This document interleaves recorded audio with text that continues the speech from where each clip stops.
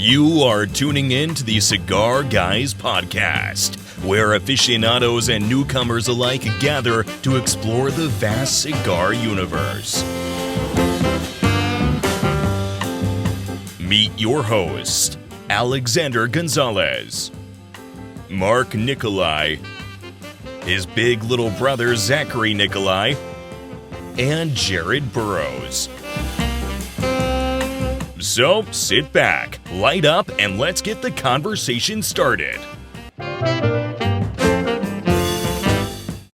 Thank you guys for tuning in to another episode of the Cigar Guys podcast. We are here in the studio, myself, Alex, with Jared Burrows. As always, we have a virtual guest today. We're going to be talking about a special product that we're enjoying right now.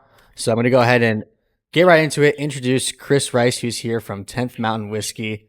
How are we doing, buddy? Doing pretty good, man. How are y'all? We're doing good. I'm enjoying some whiskey right now from you guys, and we're all smoking some cigars. I got the brand new to the market EP Carrillo, the Endure. So this is my first time smoking it. I'll let you guys know how it is as I finish it up. I've heard good things. I think it's around the $20 price point, if I'm not mistaken. Jared, what are you smoking? I'm smoking the brand new, at least to me, a Perdomo Maduro 10th anniversary. You know I like Maduros, and I've never smoked this one. And plus, the band on it is phenomenal. Yeah, I mean, that's new, relatively new to the market as of last year. So you haven't had that one yet? I'm actually shocked about that. Actually, I'm shocked myself. Wow, okay. Well, that's probably, actually, both these cigars are going to be good with what we're drinking. What are you smoking over there, Chris? Cavalier's Genevieve from LCA, the Bravada Club. Yeah, very nice. I helped curate cigars for a local shop. My wife manages it, and this was their last month's release, and it was stellar. Very nice. How do you like that cigar? I haven't had anything from Cavalier. I know some of us here on the Cigar Guys have, but I haven't had one yet. Bro, I'm really impressed. Like I haven't had a lot of their stuff. I smoked their Connecticut, and I believe it was a dark Sumatra that I've had, and both stellar. This is unreal. I can't remember what the wrapper on this one is, but I think it's a Habano. Yeah, it's pretty good though. It's got a lot of pepper and life and coffee, and it's super good. What are some of your go-to cigars that you enjoy? Oh man, I'm a big West Tampa guy. I like what Ricky Rodriguez did when he stepped out. That Circle of Life they did with was that EP Carrillo? I think so. Yeah, I had that one recently. Actually, I really did enjoy the Circle of Life. I wasn't a huge fan of their initial releases personally, but the Circle of Life and the Attic, I really enjoyed those. Yeah, that one's stellar. That's probably go to. I've been stuck on some Caldwell stuff lately. The Long Live the King. Oh yeah, really dug that one.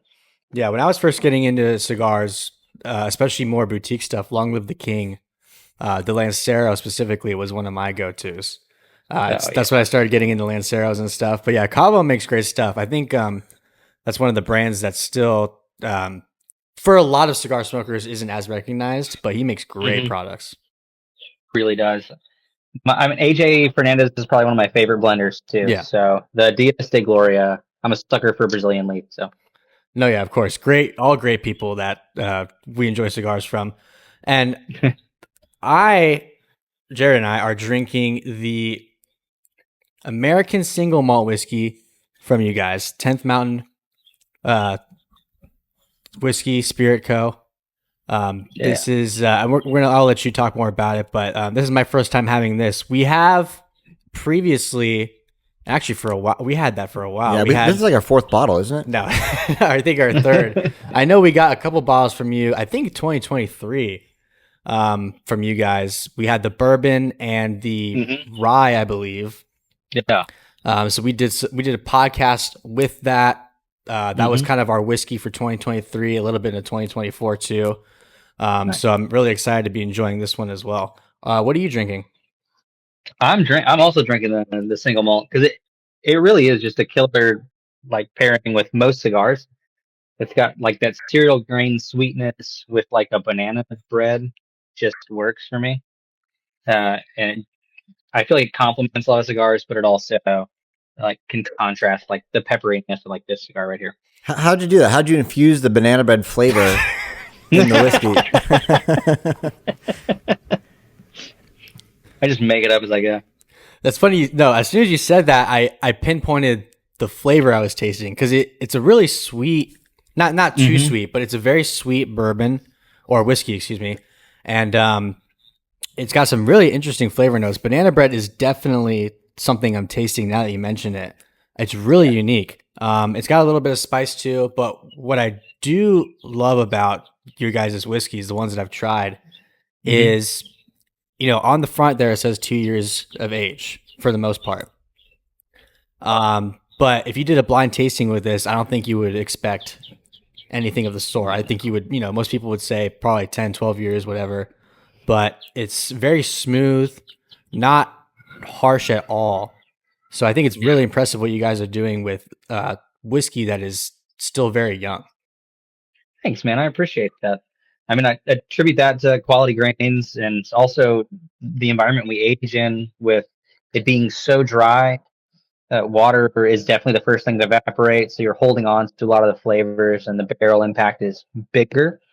It gives me like I live in Texas, and I've managed a few states for these guys, and Texas whiskeys have that big, bold, intense, in your face oak impact, which can be offensive. But these, I feel like, with all the temperature fluctuations where we're at in the summertime, it'll be 100 degrees in the morning, and then in the evening it'll drop down to the 50s. Mm-hmm. So a lot of barrel travel, and you don't get like this astringent oaky note, but you get a lot of the wood sugars and things like that. No, it makes sense. But yeah, I mean, this whiskey right here, my initial thoughts, just to dive a little further, you get like a, I don't know if I want to say like bitter flavor right initially. Like when I first take a sip, it's almost bitter, not like it's offsetting or off-putting. It's just kind of a bitter flavor note. But then right away you get hit with that sweetness, like that banana bread, as you say, and then that spice kind of creeps up on you as well. It's just, it almost feels like that one sip is so diverse. Yeah. Right there. And then, like you said too, pairing it with a cigar, with this cigar too, which is, I would say, is like a medium body. I think it's a Sumatra what is this? Not a Sumatra. This is a Cameroon wrap actually, but it pairs very nicely. It's almost like, it's great for balancing out all those flavors because you get some of that bitterness to almost match like what you would expect with a cigar, that tobacco flavor. So it's not overpowering. No, yeah. You taste both. Yeah, exactly. And then you have that sweetness as well to kind of make things interesting. So Chris, where are you sitting right now? Are you sitting like right outside the distillery? Or Oh no, I'm in Texas at my house. I am sitting on my porch.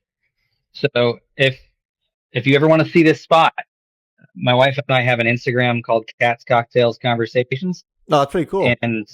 And we have a thing called Porch Thoughts, and it's us sitting out here. I'm smoking a cigar and saying ridiculous thoughts we have.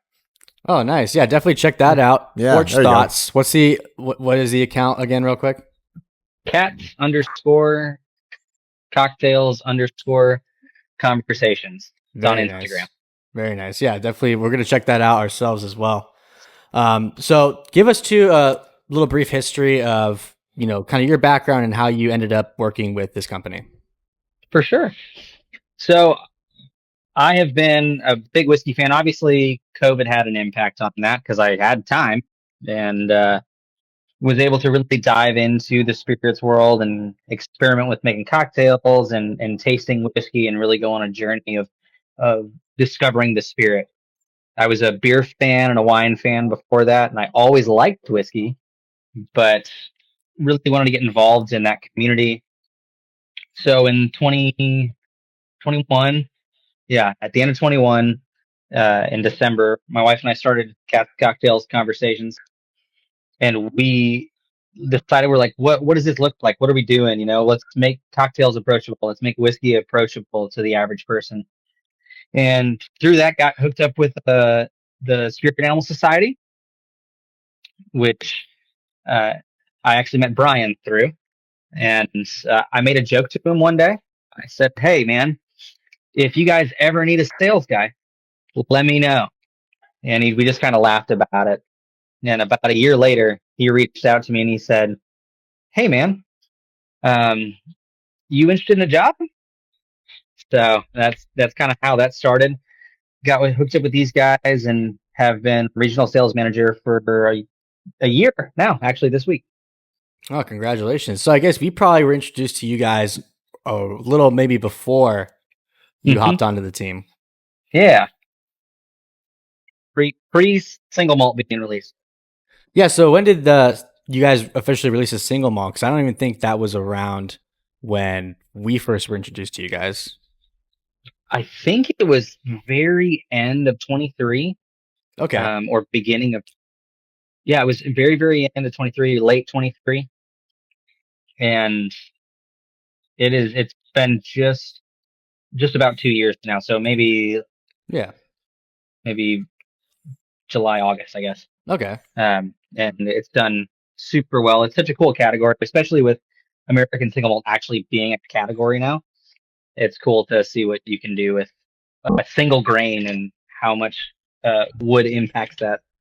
So during COVID, were you not a big whiskey like connoisseur at all? So like during your free time, you really got into whiskey itself, or do you try other spirits as well?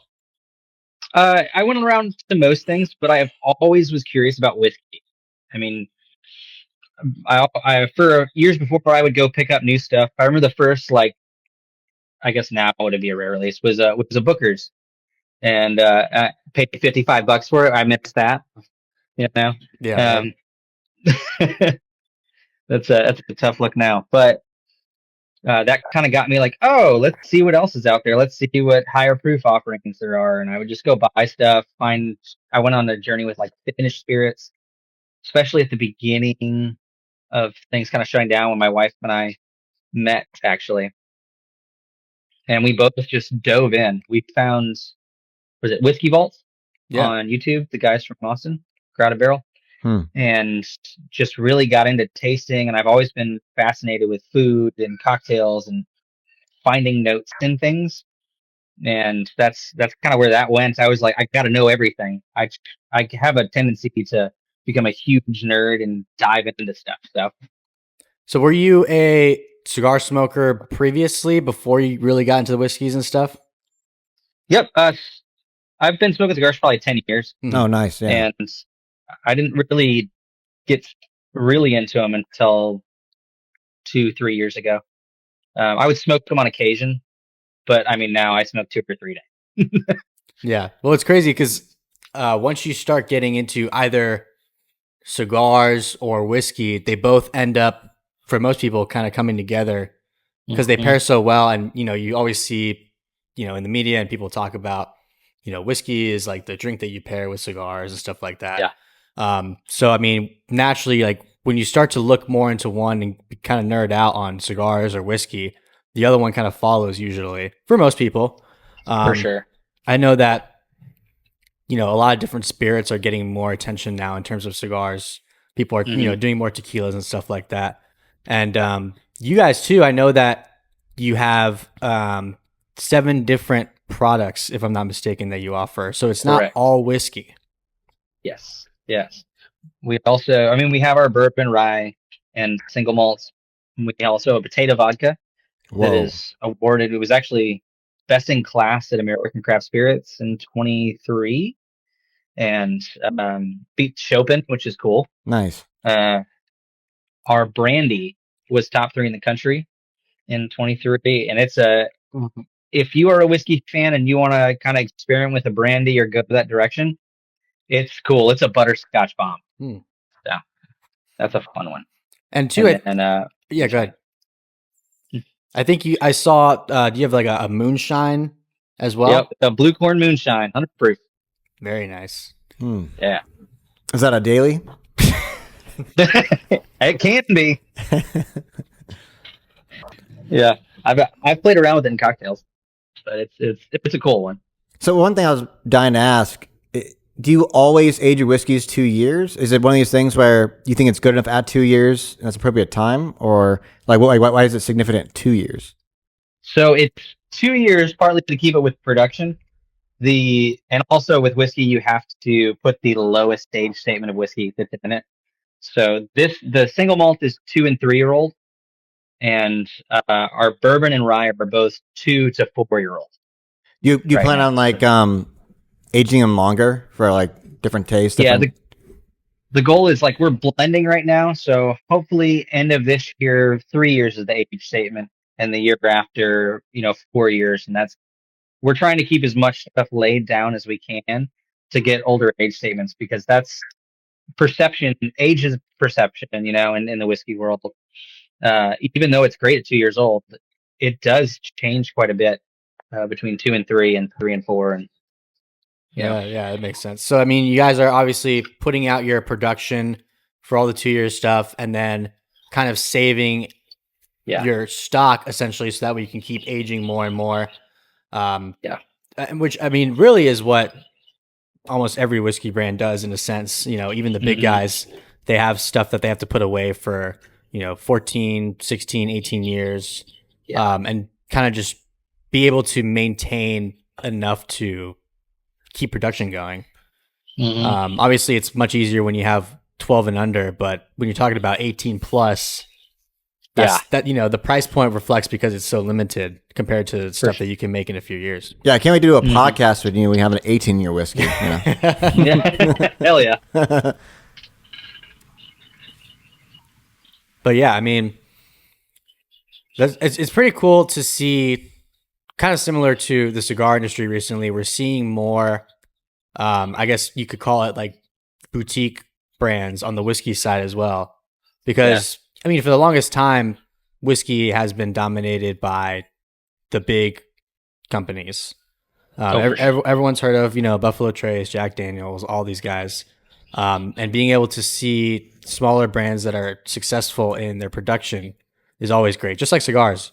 I think it brings the consumer more variety, and it allows you guys to be more creative to stand out in the market. That's the fun part about craft whiskey. There's so many great brands out there now. I mean, in 2014 is when a lot of these brands started. I mean, we were founded in 2014. So, I mean, we have some stuff that's laid down that's older, but we're trying to save that so we can have it for special occasions, things like that, and special releases. And also keep up with, I mean, we're in 26 states currently. So we're keeping up with production for that. We have 780 barrels laid down, roughly a little more than that now, I think. And we're distilling 7 barrels a week right now. Very so nice. That's pretty good for the scale that we're at. I mean, we're a small company, like a family, even though we're kind of all over the U.S., predominantly Colorado. How often but you it's Go ahead. I was going to say, how often do you actually get to go to the actual distillery itself and actually get to see it in action? I've been to a few myself, but I would love to go. Man, it's a cool spot. So we're from Vail area. Our main tasting room is in Vail, like the covered bridge that everybody walks to go to the mountain is right there in the Vail Village. And we are the first building on the right, and you can actually see the 10th Mountain Soldier statue from our tasting room window, which is cool. A great spot if you're ever skiing up there or snowboarding. Our distillery is about 30 minutes west in Gypsum, little lower rent district in Vail. So we're out there. I think it's I want to say it's 14,000 square foot facility with a 500 gallon Vendome hybrid still.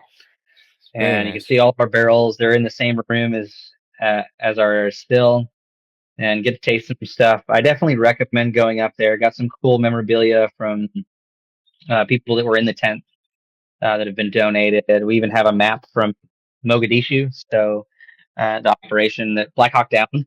So I think the tent was a part. So it's definitely a cool spot and definitely a craft whiskey environment. It's really fun. So I know a lot of smaller spirit companies, they work with existing facilities to create their product. But it sounds like you guys have your own distillery and everything that you're able to use to make your own product. So you're not relying on a larger distillery to do it. It's all done by you guys. Yep, it is all done in-house. We've been distilling our own stuff from the beginning. Very nice. Yeah, I think that I'm sure that helps set you guys apart from you know other quote unquote smaller brands that not to name any names, but they'll use distilleries that are either in Scotland or even here in America to make their own blends, so their own proprietary blends, but it's all someone else's product, so to say. Yep. I mean, a lot of people source barrels through like MGP, or they'll contract distill. I mean, I can Redline out of Missouri. They have they contract distilled all their juice at MGP. It's their mash bill, but they aged it and they have some 7 to 10-year-old product, and it is stellar. It's a cool way to do it. I feel like that's what's fun about the craft world. We have access to these places that allow us to do it. It's not the cheapest way to do it, but it's definitely a lower upfront investment. Right, exactly. I mean, the same thing with cigars. A lot of new brands, I mean, pretty much most smaller companies, they do have to go to an existing factory to manufacture their own cigars. Unless you're, multi-millionaire that can buy an existing factory or something like that. It's incredibly hard to start from scratch in the tobacco world, for sure. I mean, you have to rely on someone that's existing, which isn't a problem by any means. Similarly to, whiskey, a lot of people would have to go to an existing production and go from there. And two, I kind of like what you were saying earlier about having to be patient with your supply in order to release stuff in the future. Similarly with cigars, especially with people that want to have their cigars with tobacco that has aged 5-10 years, or have the cigars themselves aged another 3 years or something like that. There's a lot of patience that goes into creating the perfect product. Yeah, rolled leaves. Somebody decided, let's ferment these. Now let's try these, ferment them. Let's let them sit in a warehouse. Let's hope that this doesn't burn down, because everybody here is smoking fumas. Yeah. Yeah. No, exactly. I mean, it's just the whole concept of really both the cigars and the whiskey, thinking about how did people hundreds of years ago even think about creating this stuff. I think with cigars, it might be a little more simpler. Like you have, these leaves, and then some people just decide to roll them together and smoke them. But with whiskey, like I often think about this is like, who was the first guy that thought about, taking grains or barley or whatever and letting it essentially ferment, and like, how did that even come to be? Probably like the fruit cake, dude. I mean, I'm serious. Like, accidental food. Yeah. And what does this taste like? Just trial and error to the point where you get something that's tasty. Yeah, and they didn't die from it. Yeah, I didn't die from it. Yeah, I mean, you think about like the moonshiners and stuff in Tennessee and in Kentucky. These guys going blind, they had to experiment enough to know, like, all right, I can't use this portion of the whiskey because there's this distillate, because it's going to kill me or make me go blind. And I have to figure out this spot. What if I take too much of it? Now it tastes like a cardboard box, and I don't want to do that. Are you saying the proof is so high you can actually go blind? No, that's a real thing. Yeah, it's not the proof itself. It's the chemicals left. Yeah, the chemicals that comes off of like the top of the spirit, like fumes. Pretty much, yeah. Wow. Yep. Is that like when you hit like over a certain proof, like 175 or something, or? Nope, it's just part of the process. In the distillation process, they have a section of what are called cuts, and they're based on a lot of times smells. There's the heads, which you don't want. That's most of the dangerous chemicals that are distilling off. Then there's the hearts, which is like the prominent flavor that you want from that grain if you're going through for your mash bill. And there's your tail, which is kind of the flavors kind of start to fall off, and some of the chemicals that show up can sometimes taste wet cardboardy, wet dog. what'll happen is like towards the beginning of the tails, end of the hearts, we do this. We do what's called a sour mash. We hold on to a portion of that and then redistill it with the next batch. Okay. So then we have a consistent product. So like Jack Daniels does it. Tons of people do it.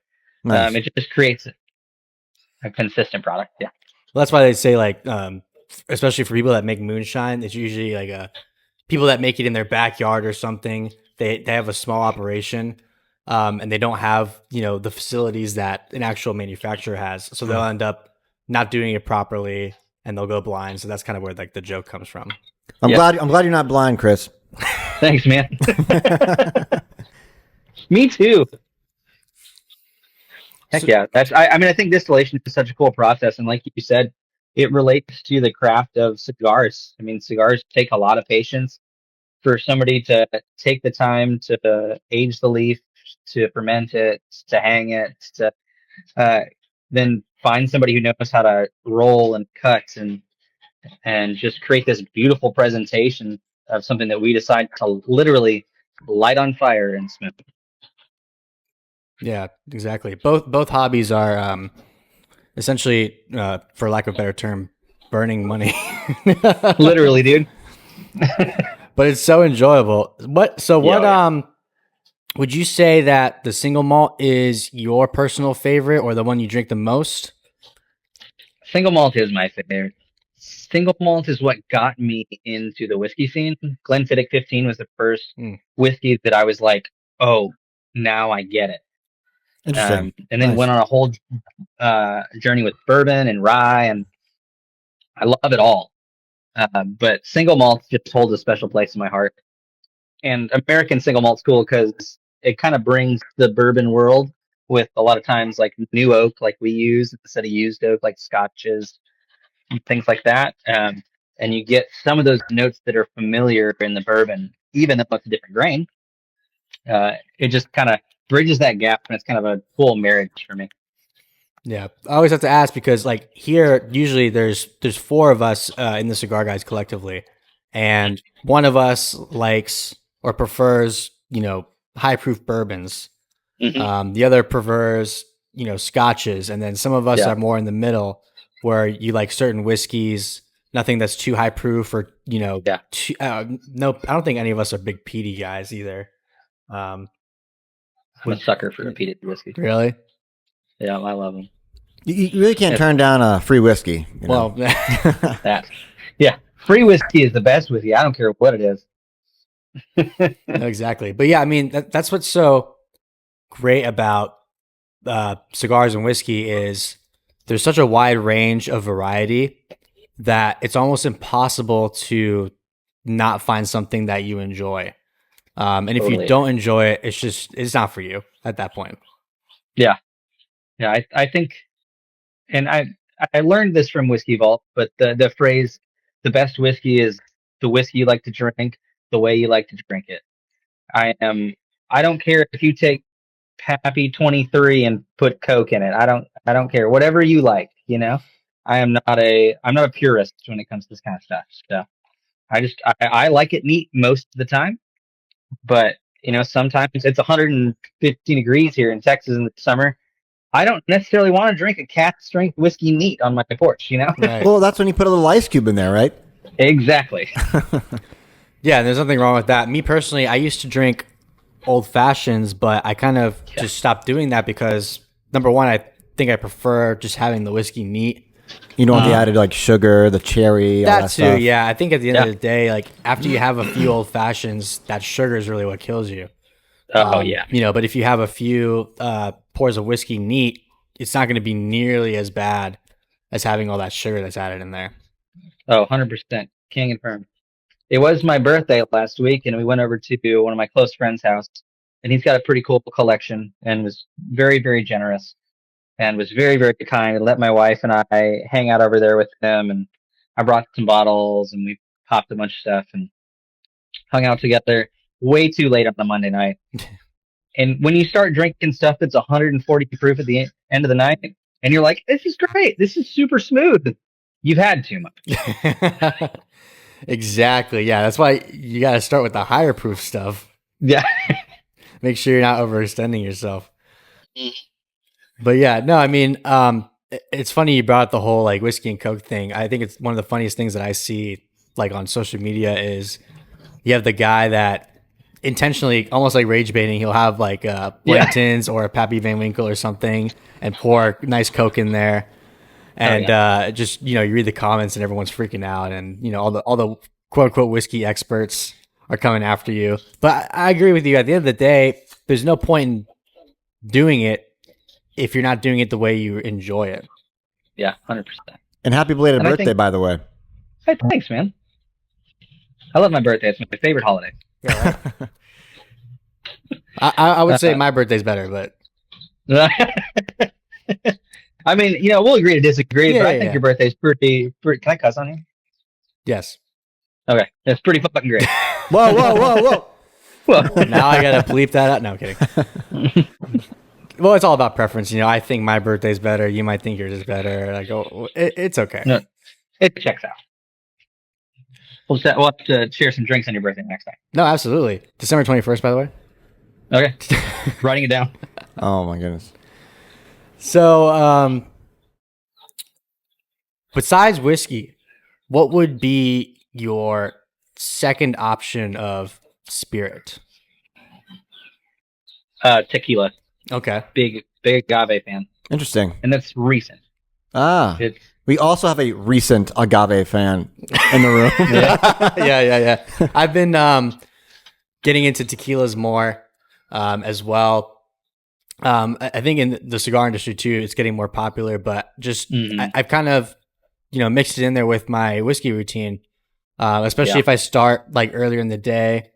I think tequila, just at the end of the day, if I want to have a few, I'll feel a little better afterwards 100%, same. than if I'm drinking whiskey. Do you have a go-to current? Do you guys have a current favorite tequila? So I've been drinking a lot of Nosotros tequila recently. Nope. It's a smaller brand. They have it at our local cigar lounge, so that's kind of just what's been my go-to. Especially when I'm starting out something new, I'm very much like I go with what I know is safe and what I enjoy. Like with cigars, when I first started, I only had a few that I really smoked because I knew that was good. And I didn't feel like venturing out until later on in my hobby. I was like, I got to switch it up. So tequila is going to be the same for me. I'll stick to that. And then when I feel like venturing out, I'll talk to someone that knows better than I do for a better recommendation. But I know for a fact that I do like, Reposado and Añejo more than, any of the clear stuff. Yeah, if we're talking shots, I'd say like Padron 1942. But like Alex, I think anything Reposado and up, so Reposado, Añejo. Even Mezcal. Nice. Those are pretty good. Yeah, smoky, a little smoky. Yep, I do like mezcal. That's something we've been doing lately. I'm actually a part of when I'm in for a local tequila club. We just launched at the end of last year, and just a group of guys that hang out at the lounge. And we started bringing tequila bottles, and everybody just started sharing stuff. And we were like, we should start a club. We actually did a really fun experiment. We bought G4 Blanco, the still strength. It's 108 proof tequila. And we put it in a barrel that was used for Tawacaro. It's a distillery out here. And then spiked it with Stag Junior. And let it rest for about 6 weeks. And it came out really cool. It was super fun. And just like it gave you that like beginning of an añejo, like get that barrel impact. Definitely like a bourbon drinkers. Is there any left? I mean, I might have a little. I'll send you all a sample. No, that's very interesting. I love too the like experimentation that people do. Like at one of our local cigar lounges that we go to, one of their special things that they do is they always have a barrel aged old fashioned for like the month or until it runs out. So they started by mixing a bunch of different whiskeys, and then they started doing, like tequila ones. And then I think they recently started doing, like a mix of tequila and whiskey, like trying to figure out like the best combination. So that's always like the exciting part about it is doing your own little personal batch and figuring out Oh, for sure. what mixture works well. Because too, it's something that you can't go and buy on the shelf. It's your own personal stash that you've created. Yeah, that's great. I love stuff like that. Cocktails are a big passion of mine, and my wife and I are partnering with a guy here. We're opening a bar in the next few months. Very nice. Waiting on some city stuff. Super fun. Yeah. That's the usual suspect when it comes to delays when opening up, especially when it comes to liquor. I mean, it's crazy. Real fast. What'd you do before 10 Mountain Whiskey sales? Like, what'd you do before that? So I've been in sales for a long time. I was in finance from like 2014 until COVID, and then I got laid off, and between May 2020 and March 2021, I sent out 184 resumes and could not get a job. Yeah. And a friend of mine reached out to me and said, "Hey, we need some help in the warehouse at a local company that sells a product to roofing contractors." And I went out there, and then they were like, "Are you willing to travel and help us at a trade show?" I was like, "Yeah." And then they realized, oh, he knows how to do sales, because I would just help sell stuff while I was there. And they're like, "Do you want to take over our inside sales program?" So I did that, developed it, and then started developing their outside sales program, and then got offered this job. So a lot of sales stuff. So It's like kind of like, COVID kind of made you pivot there for a little bit. You're already in sales. Then you got like expo experience. Now you're selling whiskey. It's kind of like you're combining like your sales experience with your hobbies. And now you're opening your own bar. What's next? It's just like, it just keeps growing.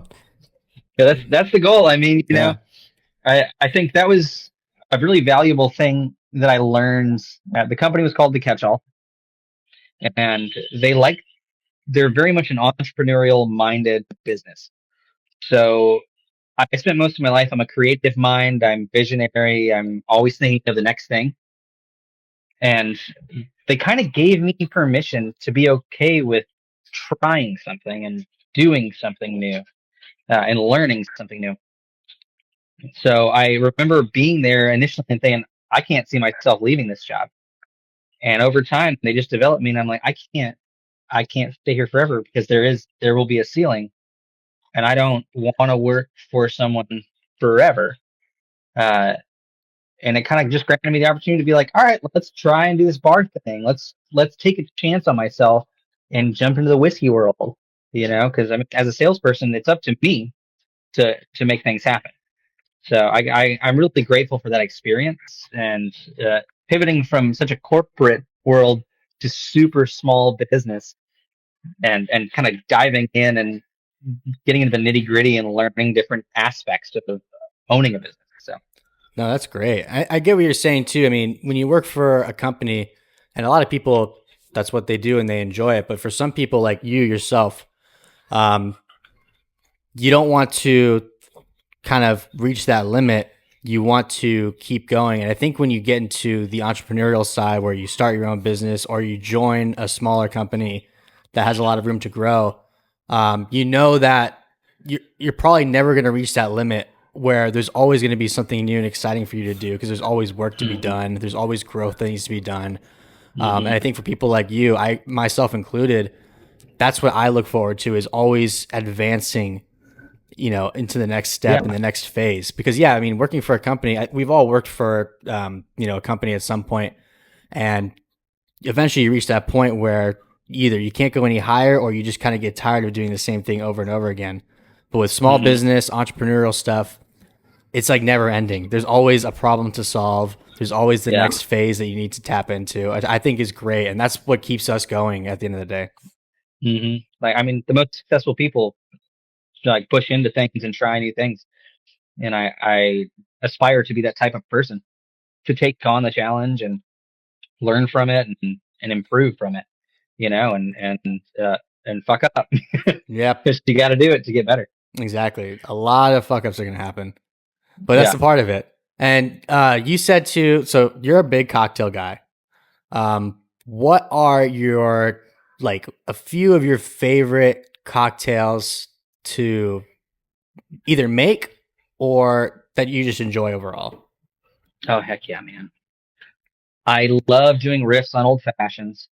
I got a super cool opportunity with 10th just recently to partner with Higher Heroes, which is a nonprofit out of Colorado that helps family members, veterans, or family members of veterans and veterans find jobs after service Nice. or during service if they're family. Great, great organization, and they did a barrel pick to help like raise money um, for the organization, and they were like, "Hey, will you come up with a cocktail?" And I was like, "All right, I will absolutely do that." And they sent me this idea stuff that they had, and I'm like, "This is very serious, like commercial, pretty stuff." I'm like, "Have you looked at my social media there? Because I'm a big goofball, dude. Like this is what I do. Watch this stuff. I'll gladly tone it back, obviously, because for a good cause and for a very serious thing.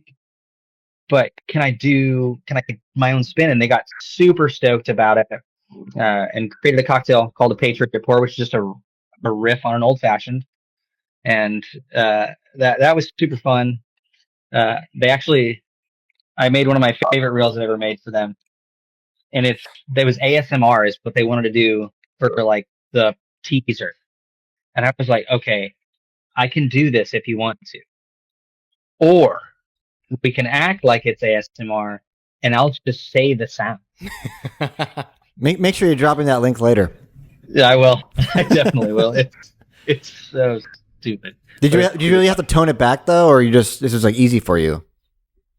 I mean, for that it was easy to do, but I felt like I had to pull a little bit of the big silliness because part of our thing is like I scare my wife in the middle of the video. I'm always doing stupid stuff. Most of it's not on purpose. It just kind of happens, but people relate to people, and I think that's what people connect with.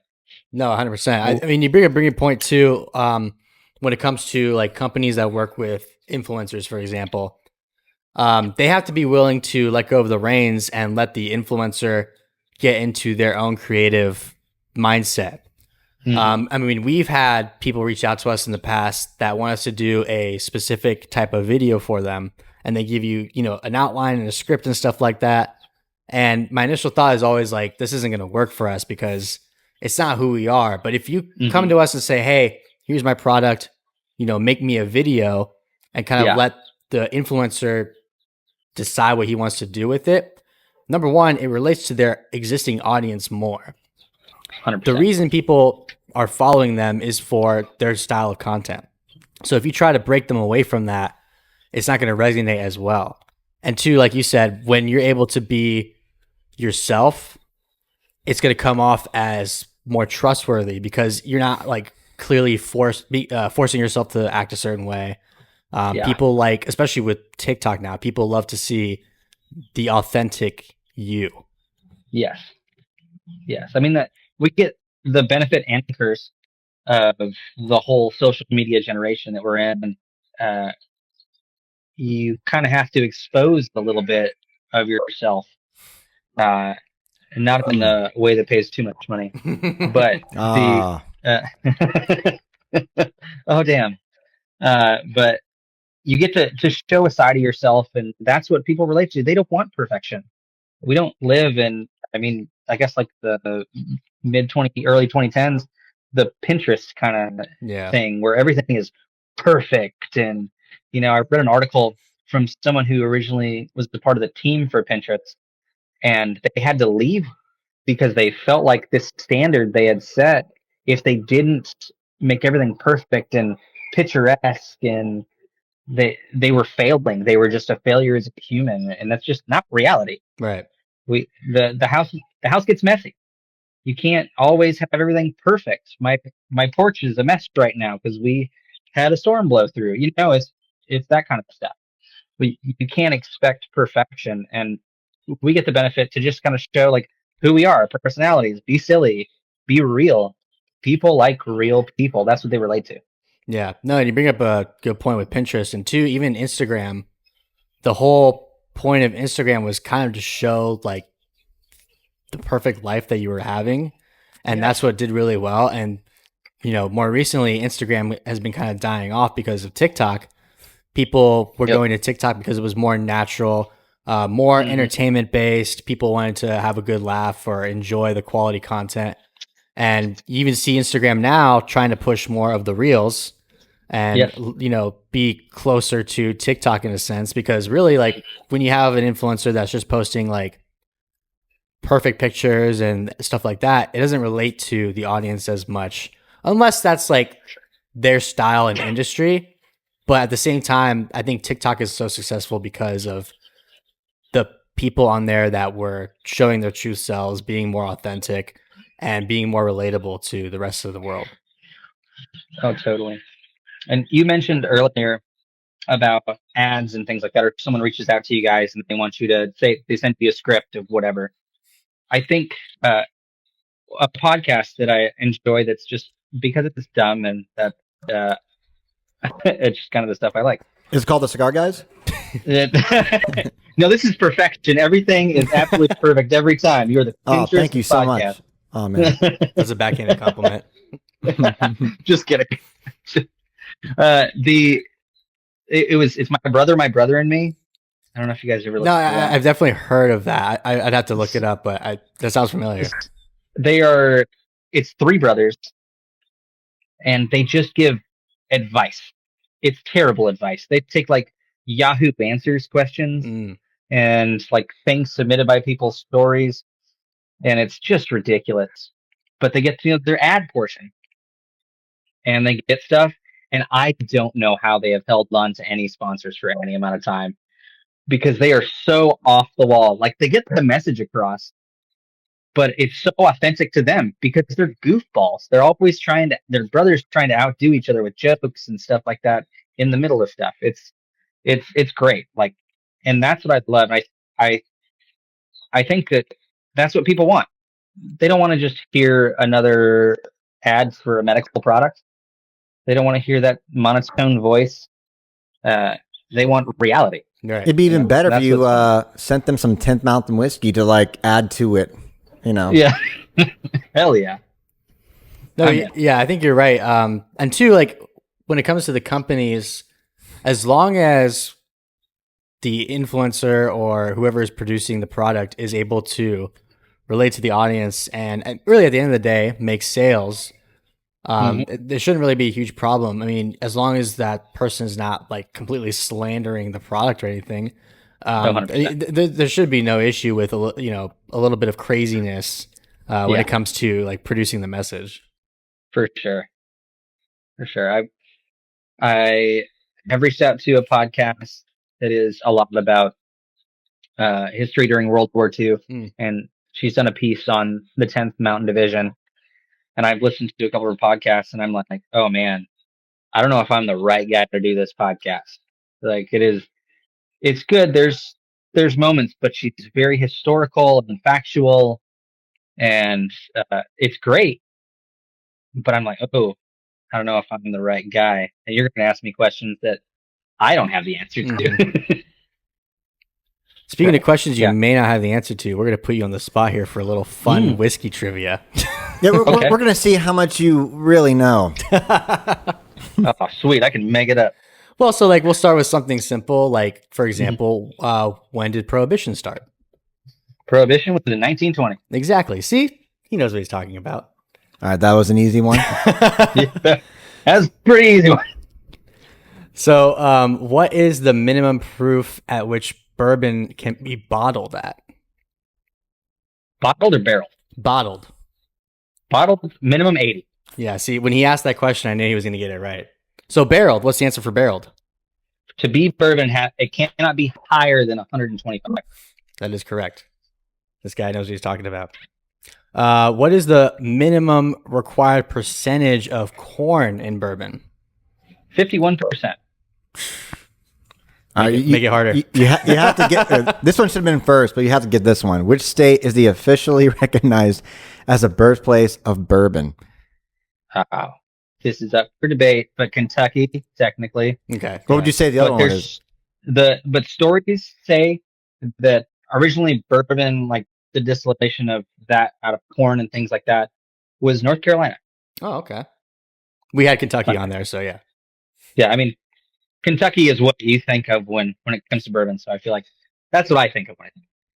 I think you just answered in the previous question, but what's the legal maximum proof for distillation of bourbon? Maximum distillation proof, 160. Yep. Killing it. So what year was the Bottled in Bond Act passed in the United States? Gosh darn it. I always get this one wrong. 1894? Close. You're so close. 1897. 97. Damn it. Let's see. Which American whiskey brand claims to be the oldest continuously operating distillery in the U.S.? Oldest continually operating. And I know the answer to this, and I can't remember right now. It's a common name. It's like $35 a bottle. People buy it in bulk. I mean, my brain goes too big. Ezra Brooks? Buffalo Trace. Buffalo Trace? Is it? Oh, okay. Supposedly. Yeah. Let's see. Oh, this might be an easy one. What is the minimum aging period for straight bourbon whiskey? Straight bourbon whiskey is 2 years. Yes. I'll say we're going to shut this podcast.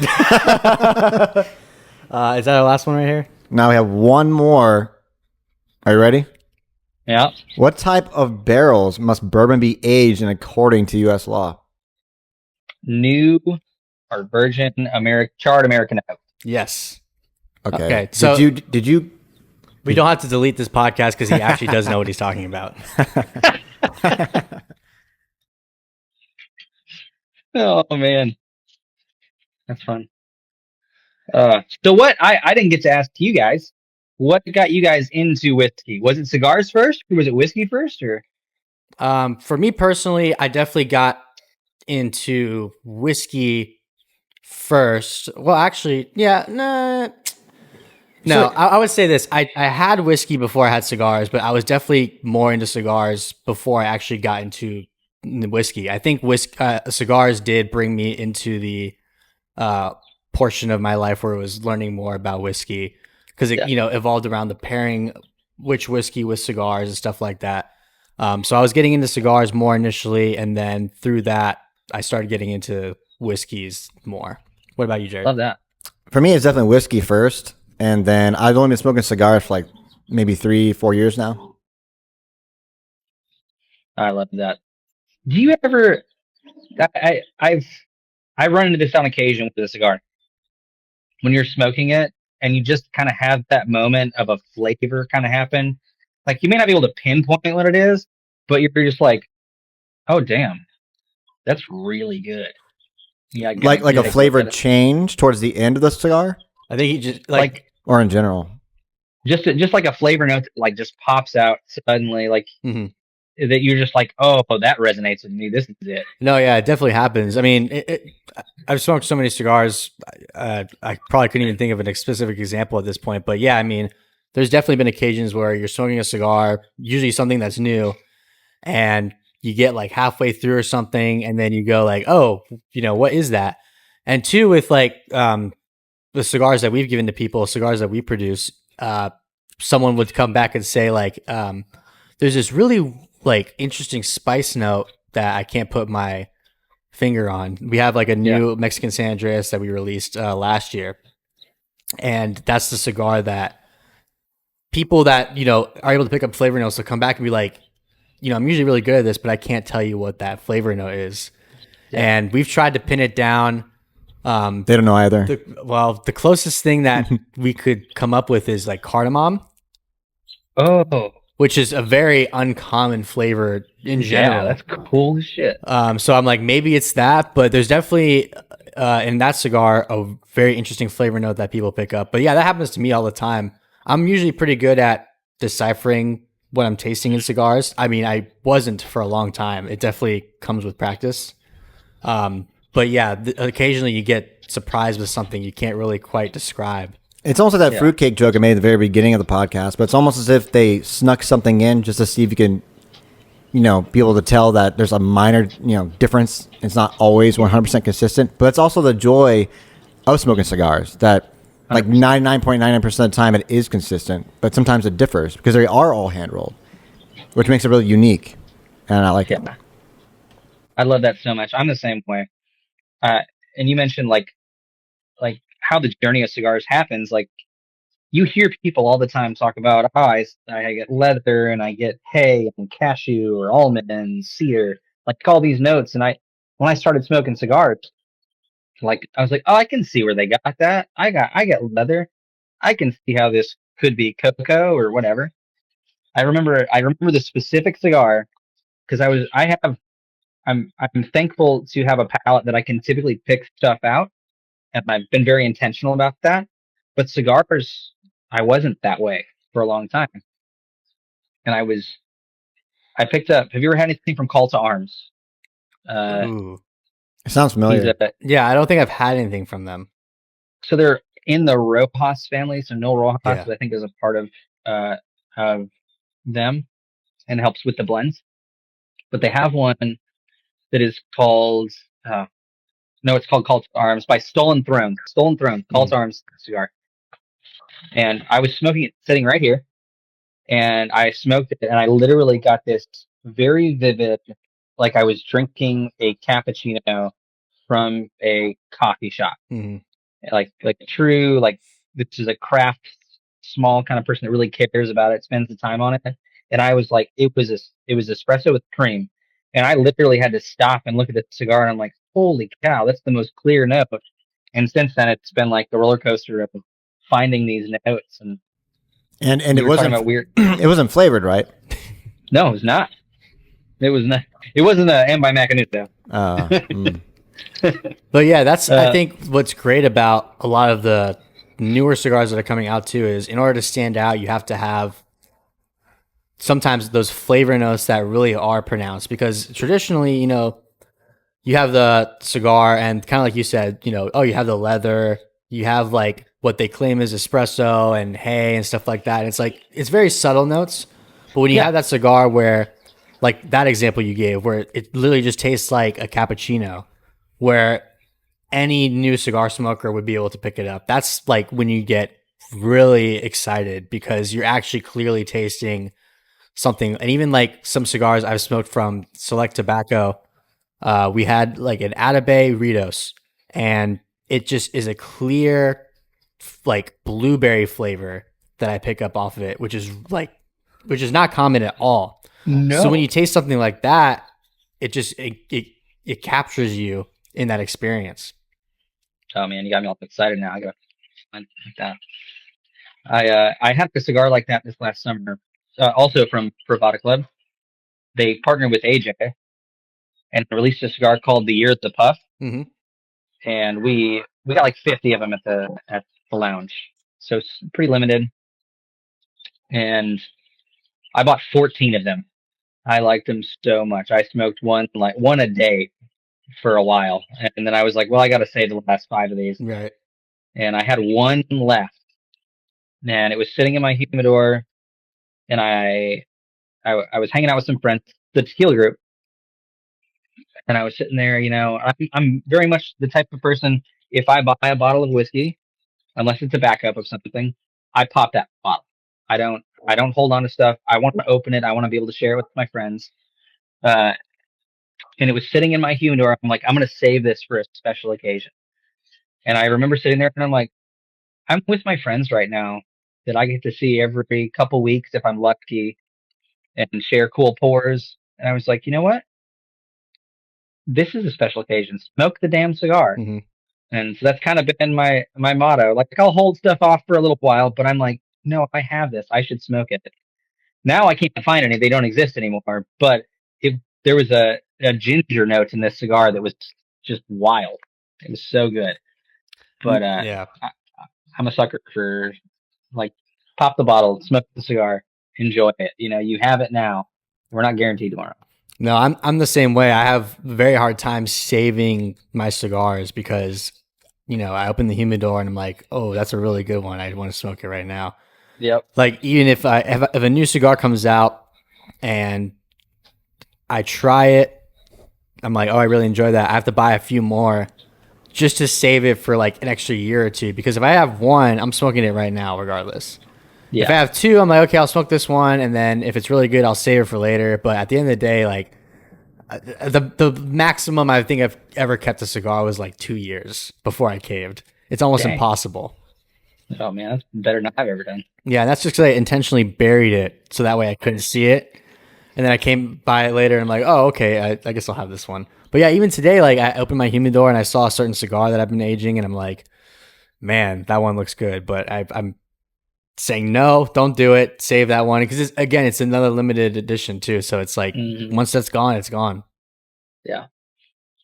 I might be able to do it if I got one of the unicorns from Saka, but that'd be about it. Have you had one of the unicorns before, or would that be your first? That'd be my first. That's we got a pretty decent sized stock collection at the store, so one of our goals is to get some in, and I'm definitely getting one. No, absolutely. That's definitely a cigar like you have to have once. Mhm. I think I've had two of them. What we did with amongst us is for a while it'd be a tradition on your birthday we would get, whoever's birthday was, they would get one from us. Oh, that's so that was kind of like the tradition there. And then we all had one at least once, so it was like, okay, maybe we'll not do that anymore because it gets expensive. It's real expensive real fast. But he released two new ones now, so it's like, maybe we have to start that tradition up again. I love that. Yeah, started on your birthday, right? Yeah, of course. Obviously. That's amazing. I love that so much. Yeah. How are y'all cigar smoking?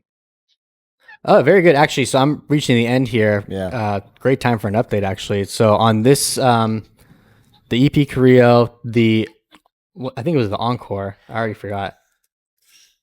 Yeah, no, the Endure. The Endure. This one was actually a faster smoke than I would have liked it, but I definitely did enjoy it. Definitely stayed medium body all the way through. Great flavor. It actually did remind me of a Padron, like just kind of cool. What you would expect from a Padron, kind of the same flavor profile. How'd you like the Perdomo? I like this a lot, but I have to admit I did smoke a Perdomo 20th anniversary right before this. I've been smoking those a lot lately. I really like the flavor. So his Maduro after the fact is okay, but I'd definitely go back to 20th anniversary. Okay. That's cool. How was yours? It was great. Like I love the cigar. It burns so good, and the draw is like perfect. Not too tight. Not like I'm sucking through a straw or anything like that. But lots of leather, like baker's chocolate, and like when I said something about the flavor, there was kind of a moment there that I got almost like a graham cracker, and that was kind of cool. Yeah, not what I expected. It's one of my favorite things about cigars, and even whiskeys too. Like your whiskey specifically, the single malt, just finding like a new unique flavor that no other product has brought to you is always exciting. I mean, I've had a couple of these now. I've definitely really enjoyed the American single malt. I would say too, me personally, out of the three I've had from you guys, this is definitely my favorite. It's just so unique. I mean, there's nothing else like it, at least that I've tried.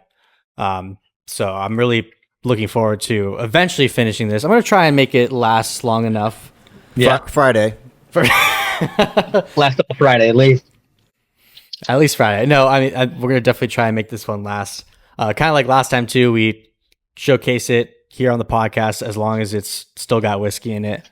But I mean, I'm definitely impressed with your guys' company being such a new company.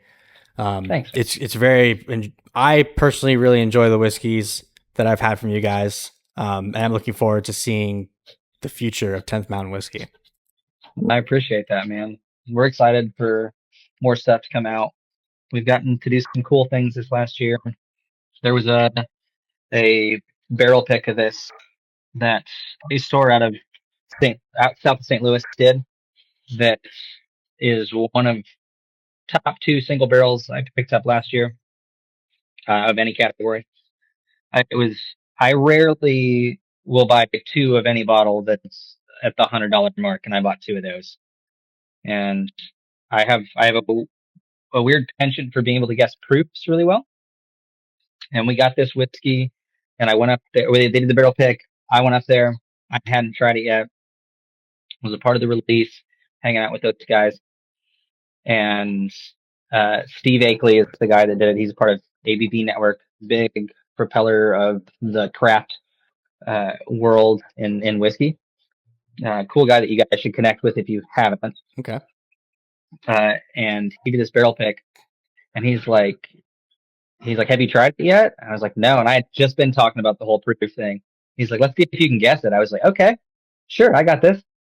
And he pours it, and I nose it, and I taste it, and it's awesome. And I go in second sip, and I'm 100% convinced. I like look at it and set it down, and I'm like 107, just convinced. And he goes 130, and I was like, you could not convince me. And I hadn't been drinking before, so. And that's one of my favorite things about whiskey too, is you get the certain ones where it's so smooth, and if you don't know the proof beforehand, you're kind of like you said, maybe it's 100 or something, but 130 is crazy. And I'm assuming it was very smooth for you to even come to that conclusion. Yeah, man, it was just a killer bottle. We sent it to a sample of it to Fred Minnick for the Ascot Awards. It was double platinum, which was cool. Our bourbon was gold, and our rye was platinum. So it's cool to see that a small distiller like us is getting recognition with him when his like top picks are like Weller Millennium. Mm-hmm. It's pretty dope to be a part of a company like that. Well, they got this new sales guy about 2 years ago. So just things have changed. Things have changed. No, exactly. Okay. We're happy that you joined the 10th Mountain Whiskey team. It's been a pleasure having you on the podcast. Can't thank you enough too for getting us another bottle and spending the time with us to talk about whiskey, cigars. We definitely enjoyed ourselves, and anytime you want to come back on, let us know. We're definitely willing to do some more stuff with you guys. I mean, again, the product is great. You guys are awesome. I love what you do as well. I mean, the community in general, when it comes to veterans and people in the military, I think a lot of the stuff that you guys are doing is great. So I really appreciate you for taking the time and joining us today. Absolutely. I really appreciate you guys having me on. I loved hanging out and sharing pours and smoking cigars. It's great. I love this stuff. Would love to in the future come back on. I'll send you guys some smokes, maybe something you guys haven't had. Absolutely. I'd love to do that, and maybe we can do a tequila pour night or something. Okay, yeah, we'll change it up. Absolutely. No, we're definitely gonna look forward to having you on in the future. And again, thank you guys for tuning into this great episode of the Cigar Guys podcast. Until next time, take care. We hope you enjoyed this episode of the Cigar Guys podcast. Make sure you subscribe and hit that notification bell so you can stay up to date with all the latest episodes. Looking for short form content? Check out all our social media accounts in the description below.